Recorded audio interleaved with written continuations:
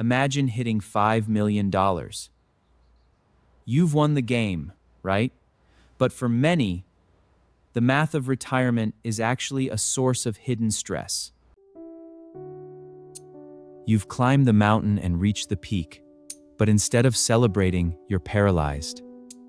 You're holding on to every cent like your life depends on it. It's a strange paradox. Whether you have 50,000 or 5 million, the fear of running out feels exactly the same. The numbers change, but the anxiety remains. Hey everyone, I'm Chris Harper. Today, we're looking at why the wealthiest retirees often spend the least and how to actually enjoy what you've built. We call it the savings trap. It's the moment your money stops serving you and starts stealing your best years because you're too afraid to use it. If you want to master your retirement math, hit that subscribe button. Let's build a community that values freedom over just a big bank balance.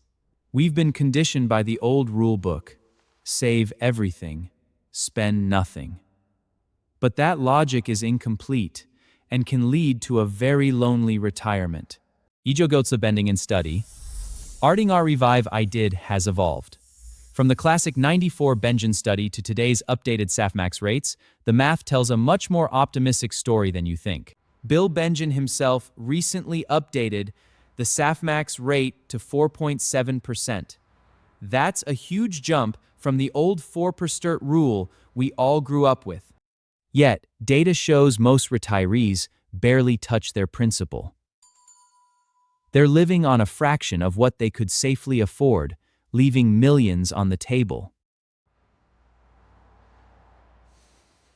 Prudence is good, but when does it become fear? We often mask our anxiety as being responsible, while our quality of life slowly drifts away. We worry about medical bills, market crashes, and living to 100. These fears are real, but they shouldn't lock you in a cage of your own making. The ultimate trade-off isn't just dollars and cents. It's a race between your bank account and your biological clock. Which one will run out first? Let's get practical. Grab your coffee and a calculator. I want to show you exactly what 5 million looks like when we apply the modern math.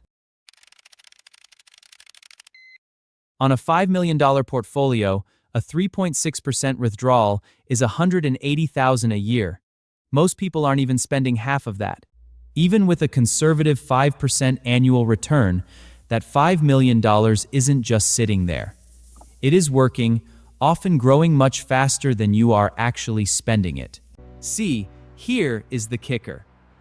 If your money grows by 5% while you only spend 3%, your pile of cash actually gets bigger every single year you are retired. In many real-world scenarios, a retire starting with $5 million ends up with $10 million 20 years later. The math shows a massive, unintended surplus. But here is the tragedy. Having $10 million at age 90 does not help when you no longer have the health or energy to actually enjoy it. And let's be real, that extra money usually goes to heirs who did not work for it and might not even have a plan for how to use it. When you overstay and underspend, you are essentially providing free labor for the next generation, sacrificing your own experiences for a future you will never see. Researchers actually have a name for this, the decumulation paradox. EBRI found only about 1 in 5 retirees with real savings spends most of it down by their mid-80s. Think about the millions of dollars in lost experiences. The trips not taken, the memories not made, because of a fear the math does not support. We end up with a heavy bank account, but a light life. The scale is tipped toward security, leaving joy and fulfillment completely off balance. So why do smart people do this? It is not because they are bad at math. There are 4 specific psychological reasons why we fall into this trap. Reason 1, EBRI found. 38% are saving for some unforeseen costs later. Reason 2, 37% just don't think spending it down is necessary at all. Many retirees feel stuck between the noble goal of leaving an inheritance and the simple comfort of seeing a high balance every single month. I want you to hear me. Those fears are completely valid. But being valid does not mean they are based on your actual financial reality. It is a battle between your lifelong habits, the psychology of saving, and the cold, hard facts of economics. Often, our habits are winning. Enough with the theory. Let us get practical. I have put together 5 concrete steps to help you break the savings trap and start living. Step 1 is all about the math. Replace your gut feelings with a data-driven formula that calculates exactly what your portfolio can handle each year. Next, create a joy fund. This is your permission slip to spend on the things you love, like travel or hobbies, without a single ounce of guilt. Use the bucket strategy. By separating your money into cash, bonds, and stocks, you create a protective shield that keeps you calm during market ups and downs. Think about your life in 3 phases: the go-go years, the slow-go years, and the no-go years. Spend more while you have the energy to enjoy it. Don't set it and forget it. Schedule an annual check-in to adjust your guardrails and make sure you're still on track to live your best life.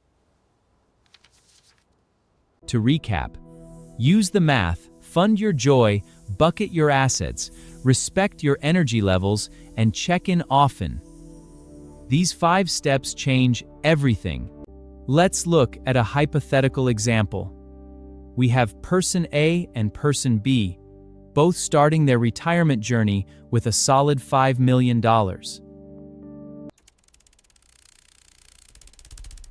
Let's fast forward 25 years. One person played it safe while the other followed our 5 steps. The results might actually surprise you.